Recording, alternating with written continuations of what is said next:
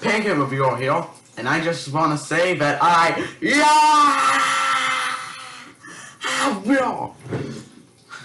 love Bill. The quartet of Damon Albarn, Graham Coxon, Dave Roundtree, and Alice Graham made some of my favorite music of all time, and Damon Albarn is one of my fucking idols, man. And like, I don't really know what it is about them. It's just some of their music is just so catchy, so experimental, and like, my love for this band is hard to put into words. Like, I don't really know how to explain it. So, in order to celebrate my love for this band, I decided to rank all 8 of their albums. I listened to all 8, so I decided to list off which ones are my favorites and which ones are my least favorites, from worst to best. Keep in mind, I'm only doing studio albums for this, no live albums or EPs.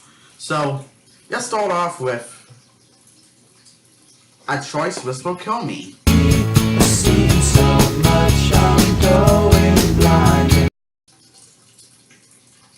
Oh, don't look at me like that.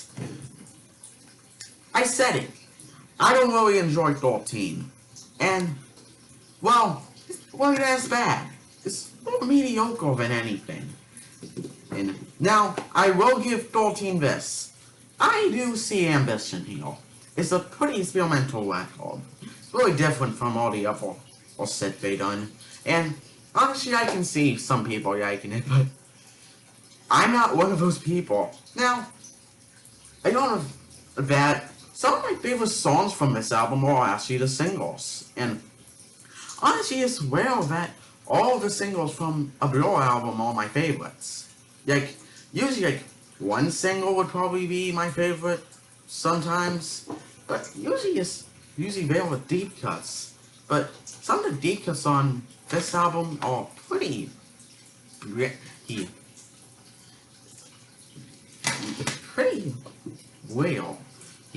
to explain. Coffee and TV, specifically, is especially one of my favorite songs on this album. Graham Coxon's vocal delivery, the lyrics, and despite the fact that it sounds super upbeat and happy, it's actually about him dealing with his alcoholism. And plus, that music video is actually kind of cute. And Tenor is probably gonna be my second favorite, followed by No Distance Left to One, which are both pretty nice songs about Damon and Albarn's ex-girlfriend. And honestly, a couple of the deep cuts are good. Like, I enjoy 1992, Do Battle, and all Mellow Song, all the fun. But then you have songs like Bugman, and this can really become irritating on videos. And I know that another problem I have with this album is that some of the songs go on for a bit too long. Like, take Caramel, for example. Like, near the end of the song, it starts to get super repetitive and gritty, which wouldn't be a problem if it weren't for the fact that the song is only a short amount of time of 7.5 minutes. And then you also have Tender, which also goes for that game, and the aforementioned Battle is good, and there's also the abstract Opus 1, which is just grand instrumental. Honestly, probably should have just been a hidden track, but it is a 13th track, so if it was a hidden track, I guess it would have to be called Trove, and there also will be no room for them to make this be. And so, I'm not comparing. And I also like to mention on the back of this, there's this random blue R on ELUREMI on the track listing. Can someone please explain that? I'd just like to know if that has some sort of significance. Okay, so on to number 7, and this ought to be a choice that won't get me killed.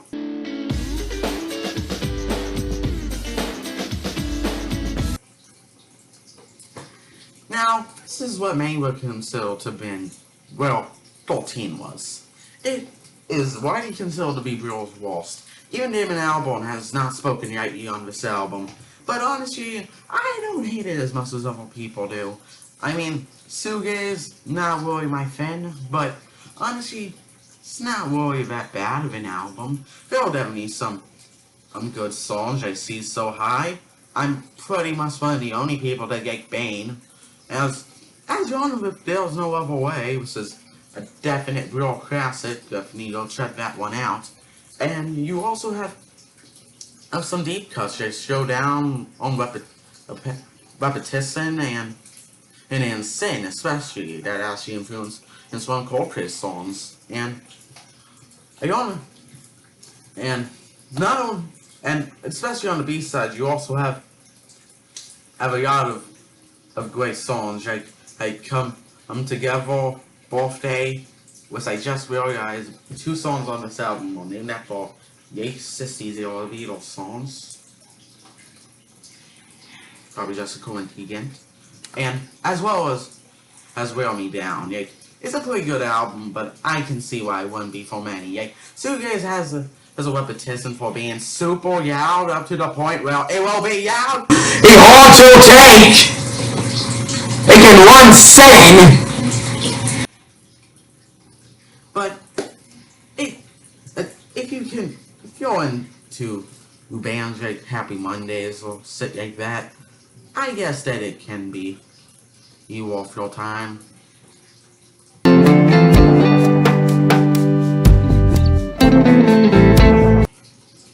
Now, Magic Whip is the most recent record, and honestly, it is pretty mellow. Like, just like it's like there's songs like Ice Cream Man, which is pretty so really ensemble or melodies for a song that's just about an ice cream man. And then there's also My Hair Color Hard, There Are Too Many of Us, which talks about overpopulation, as well as New York Towers, which is pretty neat song. But it's not all doom and gloom on this album. There are definitely some happy tracks like the super catchy on hit the cup in the cup, jump up, see, I wanna be with you. And there's also a great opener, Young Some Street. That's probably my favorite song on this album. And you also have a lot of great instrumentals from the dudes. It's actually a pretty nice comeback, but it's not really amazing or anything. Thought I was a spaceman and can be pretty yawn on especially, but yeah, it does have some indie creases, but it's mainly because Bro is one of the most influential indie bands, so it basically pioneered it. So if you're into that type of stuff, I definitely recommend checking it out.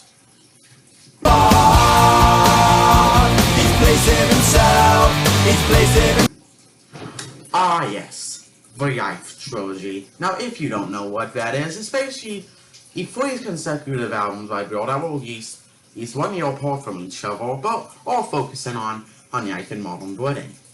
And at least 90s era modern life.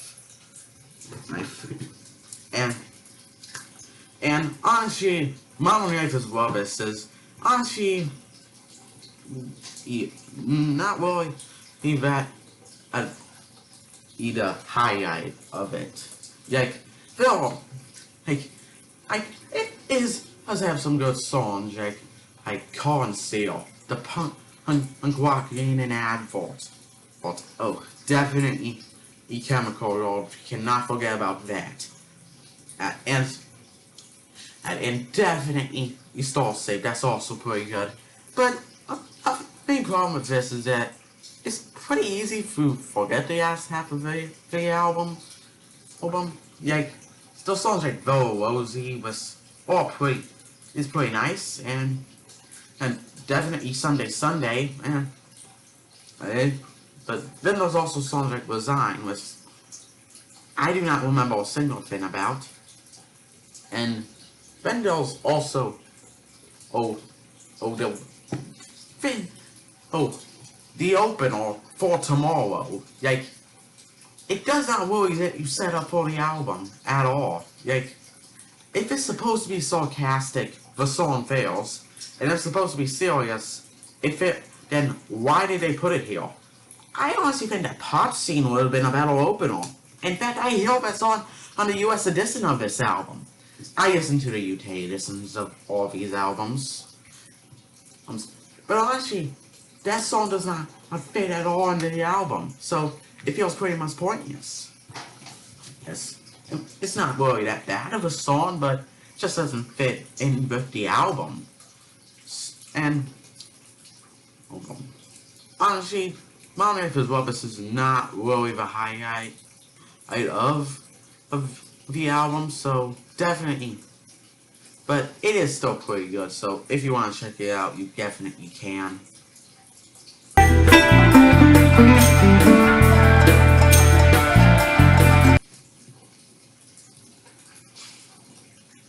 So, Think Tank.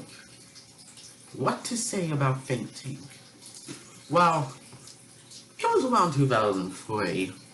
Damon Albarn was working on another project of his, Gorillas, and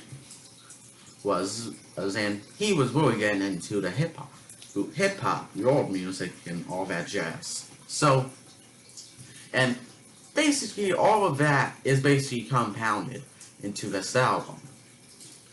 He got producer or Norman Cook, who you may know as Fatboy Slim, who produced 2 of the tracks on this album, and although man, it really features a lot of influences of hip hop. There was really any guitar on this album. I'm actually not really but it doesn't really feature prominently as the other instruments and in the album. And that's mainly due to the fact that Graham Carson was by this time out of the band. And honestly, the album is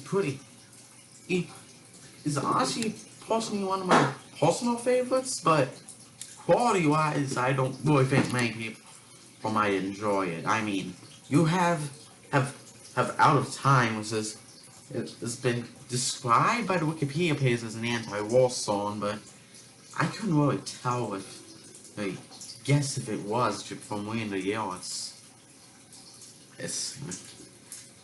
And you also have Crazy Beat, which could be described as a cast-in on Song 2, and as well as Good Song, this is a pretty nice acoustic love song, which sounds more like an anti-war song than Out of Time. And you also had the god-awful hidden track, A Green White Noise, which tries to be popular, it's so hard yet can't, because as it's so as down with political commentary, it will just make you cringe. But honestly, if you're not into it, it does have good songs like Jets, a Street Song, The Disclosure Battery in Your Gay, Ambulance. Like, a lot of the songs are pretty good.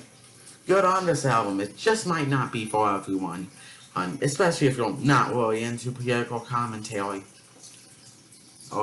So, I would recommend checking it out, but you might not enjoy it, you might not. Go ahead.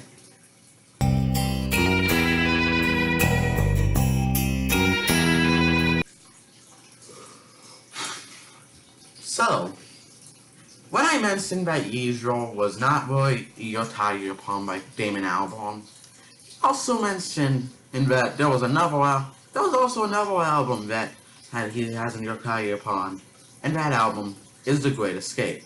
Now, when it comes to The Great Escape itself, it's more of a personal record in the Life trilogy. A lot of the songs are about Damon Albarn. Song on Dan Abnormal, in particular, is actually an acronym for Damon Albarn, and it deals with more personal issues of his, like his heroin addiction. But doesn't mean that and it doesn't have some of the sarcasm of the Life trilogy. Fade Away is definitely one that the great a track at Mr. Robinson's Cranko is definitely a highlight on the album. There's also the Universal Soloist. Full Soloist takes some inspiration from music hall, all the great open or stereotypes. Also the Best Days, is as well as the Signal Country. He's got a fog in his chest, so he needs a lot of rest in the country. He doesn't drink, smoke, laugh, takes herbal baths in the country. I actually don't remember the music there for that. Yeah. And because he thought, of course, is a definite emo song. Like, this album is honestly not as bad as Damon might think it is. And of course, I can't forget Sean This Man. Like, it's amazing. Like, honestly, I don't get his hate for this album. I mean, it's definitely not the best in the Life trilogy, but it's definitely one amazing record, so definitely go check it out.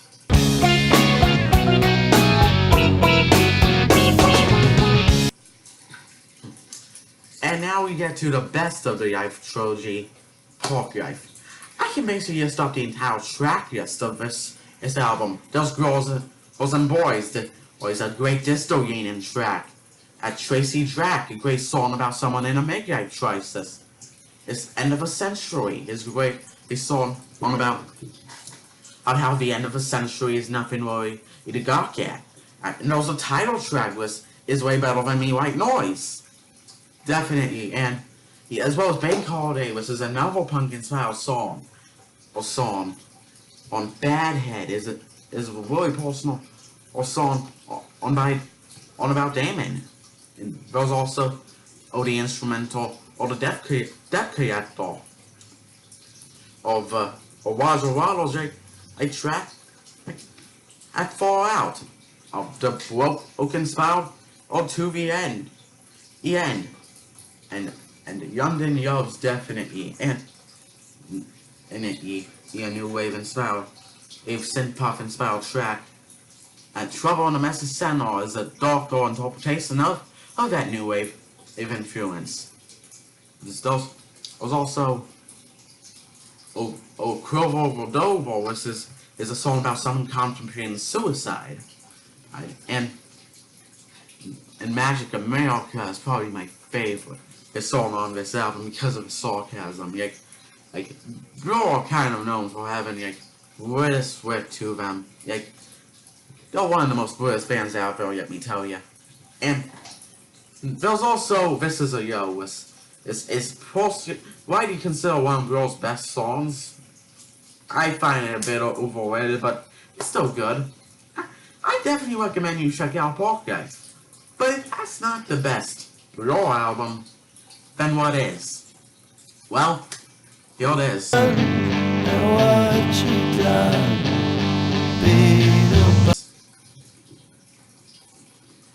I think that your subtitle is the best. Honestly, there's so much about this album that is amazing. Like the opener, this is my favorite song of all time, Beetle Bum. The overplayed yet still infectious song 2. The Bowie inspired, or the MOR, which stands for Middle of the World in case you're wondering. And the instrumental theme for Retro of the Graham Carson when You're So Great. Oh great. A Death of a Party, Chinese Bombs. Jake, there's not really words to describe this album other than listen to it yourself. I have evidence for all of these albums. I'm in the description, so don't need to check them out. So, if you, thanks for watching. If you enjoyed the video, definitely like, comment, and link and grow albums if you want. Yell at me for putting 14 all the way at the bottom. Do whatever the hell you want. But be respectful in the comment section. And see you next time. Oh, and by the way, I also have a Hoobastank Twitter account. It's like an account where I stan Hoobastank. I put those two words in a sentence. So, if you want to stay in the Yezhin's Huba state, go follow it.